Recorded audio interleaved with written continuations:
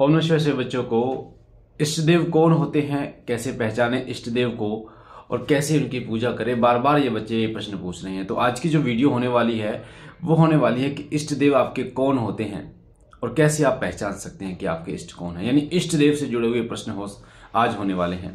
तो वीडियो को ध्यान से सुनना, एक एक चीज आपको समझ में आ जानी चाहिए। साथ साथ में पहली बार चैनल पे हो तो चैनल को सब्सक्राइब कर बेल आइकन को प्रेस करना, ताकि जो भी हम जानकारी डालें वो सबसे पहले आपको मिले।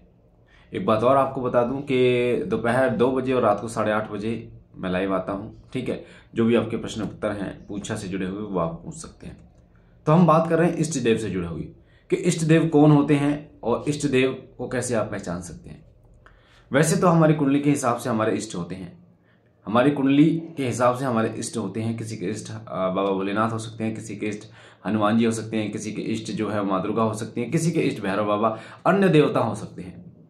पर जब हमारे इष्ट की पूजा हम स्टार्ट करते हैं, किसी भी देवता की जब हम पूजा स्टार्ट करते हैं तो वो देवता हमें हमारे इष्ट तक पहुंचा देता है। यानी शुरुआत में आप जिस देवता की उपासना करते हैं वो देवता स्वयं आपको आपके इष्ट का रास्ता दिखा देता है। वैसे हम इष्ट की अगर बात करें तो वो देवता जिसके प्रति आपका भाव बहुत ज्यादा है, वो देवता जिस देवता के प्रति आप समर्पित हैं, आपको उनकी पूजा अच्छी लगती है, पूजा पाठ अच्छी लगती है, आप उनकी पूजा करना चाहते हैं, उनकी सेवा करना चाहते हैं, वो देवता आपके इष्ट देवता होते हैं। और उस समय पर, जिस समय पर आपको ऐसा लगे कि हाँ मुझे इनकी पूजा करनी चाहिए, मुझे इनकी पूजा अच्छी लगती है, तो आप उनकी पूजा स्टार्ट कर दीजिए। ये मत सोचिए कि आपके इष्ट कौन है कौन नहीं, आप उनकी पूजा स्टार्ट कर दीजिए।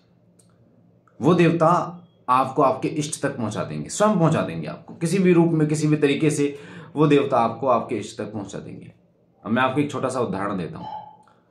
मान लीजिए आपके घर में नेगेटिव शक्तियां हैं और आप पूजा किसी अन्य देवता की करते हैं, किसी भी देवता की करते हैं पूजा।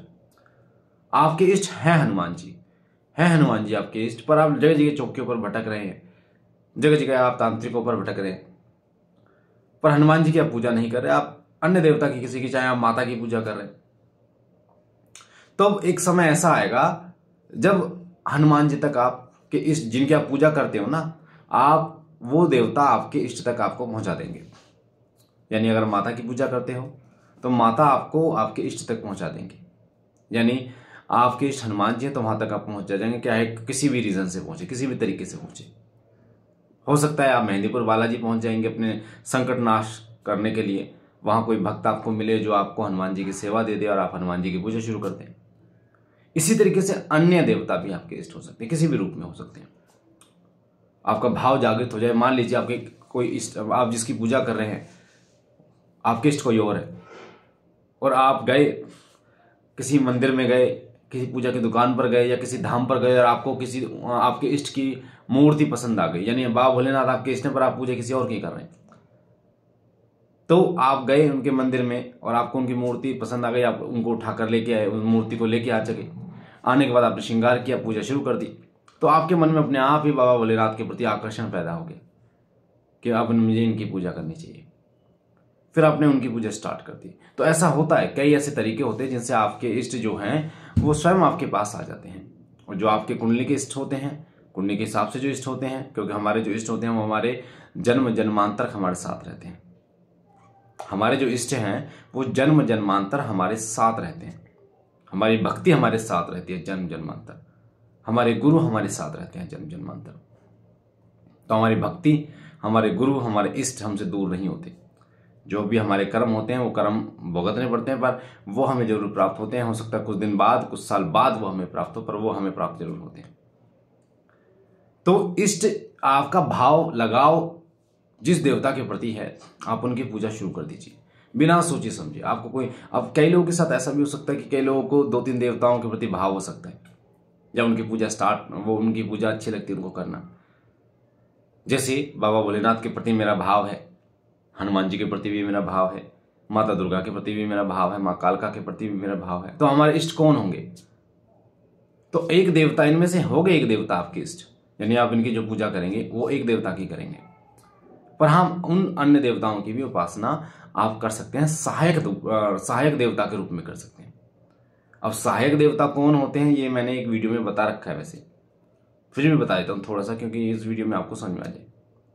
सहायक देवता वो देवता होते हैं जिन देवताओं को हम अपने इष्ट के साथ पूजते हैं, यानी हमारे इष्ट जो है वो हमने 100% देते हैं अपने इष्ट को। और जो सहायक देवता होते हैं, जो साथ में चलने वाले होते हैं, उनको हम 80% देते हैं, 90% देते हैं। यानी सबसे ज़्यादा पूजा जो हम करते हैं वो करते हैं हम अपने इष्ट की। पर जो हमारे सहायक देवता होते हैं हम उनको भी साथ में लेकर चलते हैं। जैसे मैं आपको उदाहरण बताता हूँ, आपने हमारे घर का मंदिर देखा, मैं बाबा भोलेनाथ की सेवा करता हूँ, मेरे इष्ट बाबा भोलेनाथ हैं। तो बाबा के साथ साथ में आपने देखा होगा बालाजी की भी पूजा होती है जो चलती है, और माँ कालका की भी चलती है, तो उनकी भी मैं पूजा करता हूँ। सहायक देवताओं के रूप में बाबा त्रिलोक भारती, श्री प्रेतरा सरकार, भैरव बाबा, माँ दुर्गा, माँ ज्वाला, इन चीज़ों इनकी भी सेवा मैं करता हूँ। गुरु गोरखनाथ जी महाराज तो हैं। तो ये सहायक देवता होते हैं, जो सहायक देवता आपके पग पग पे आपकी सहायता करते हैं, एक तरीके से आपकी हर तरीके से आपकी मदद करते हैं, लोगों के काम बनाते हैं, आपके काम बनाते हैं। चाहे वो आपकी नौकरी से काम जुड़ा हुआ हो, कोई काम हो, चाहे आपका कोई काम जुड़ा हुआ हो, आपके पैसे से जुड़ा हुआ, या फिर आपका कर्ज से जुड़ा हुआ कोई काम हो, या कुछ नेगेटिव से जुड़ा कोई काम हो, जो भी काम होगा ये सहायक देवता उसमें बढ़ चढ़कर भाग लेते हैं। तो सहायक देवता आपको अपने साथ, अपने इष्ट के साथ जरूर आपको रखना जरूरी है। यानी सहायक देवताओं की सेवा, आपको सहायक देवताओं का भोग, अगली वीडियो में मैं आपको सहायक देवताओं के बारे में और जानकारी दे दूंगा कि सहायक देवता कौन होते हैं, कैसे सहायक देवताओं को प्रसन्न किया जाता है और इनसे क्या क्या फायदा होता है, कैसे ये आपके जीवन में बाहर लेके आते हैं, कैसे आपके जीवन में खुशहाली लेके आते हैं। तो सहायक देवता, जैसे नाम से आपको पता चला कि सहायक यानी सहायता करते हैं, आपके इष्ट के साथ सहायता करते हैं। इसमें मेहंदीपुर में बालाजी महाराज हैं, पर बालाजी महाराज के साथ साथ में जो प्रेतरा सरकार भैरव बाबा हैं वो सहायक देवता के रूप में कार्य करते हैं। यानी जो मेन देवता है वो बालाजी महाराज हैं, पर उनके नीचे जो देवता कार्य करते हैं, उनकी आज्ञा से जो देवता कार्य करते हैं वो श्री प्रेतरा सरकार भैरव बाबा हैं, या अन्य जो समाधि वाले बाबा हैं, या अन्य जो गण हैं वो बाबा के। तो इसलिए जो सहायक देवताओं की उपासना, उनका भोग दिया जाता है, एक समय पर भोग दिया जाता है, उनका साथ साथ में उनके दरबार भी जाया जाता है, उनका मान सम्मान भी किया जाता है। जैसे नवरात्रों में माता के नवरात्र आते हैं तो माता के नवरात्र किए जाते हैं, माता को भोग प्रसाद दिया जाता है, हवन किया जाता है, तो ये सहायक देवताओं के लिए किया जाता है। तो इसलिए सहायक देवता की उपासना भी करना जरूरी हो जाता है एक तरीके से। तो इष्ट, जो बात मैंने इष्ट के लिए बताई है आपको, कि आप जिसके प्रति आपका भाव है, आप उनकी पूजा शुरू कीजिए, पूर्ण रूप से बहुत खुश होकर पूजा स्टार्ट कीजिए। आप उनकी स्वयं वो आपको आपके इष्ट तक पहुंचा देंगे, और जब आप अपने इष्ट तक पहुंच जाएंगे तो आपको स्वयं आभास हो जाएगा उनके प्रति, आपके हृदय से भाव जुड़ जाएंगे, और आपको पता चलेगा कि आपके इष्ट जो है वो कितनी कृपा करते हैं आप पर। ऐसे ही गुरु के साथ भी होता है, वो आप जब आपके इष्ट मिल जाते हैं तो आपको गुरु तक पहुंचा देते हैं। तो मुझे आशा है ये जानकारी आपको पसंद आई होगी। पहली बार अगर आप चैनल पर, चैनल को लाइक कीजिए, शेयर कीजिए, सब्सक्राइब कीजिए। बाकी मैं बाबा भोलेनाथ से विनती करता हूँ कि आप पर वो सदैव अपनी कृपा करें, अनुकंपा करें, और सदा आपकी झली भरते रहे। हम मिलते हैं एक नई जानकारी के साथ एक नई वीडियो में, तब तक के लिए ओम नमः शिवाय, ओम नमः शिवाय, ओम नमः शिवाय।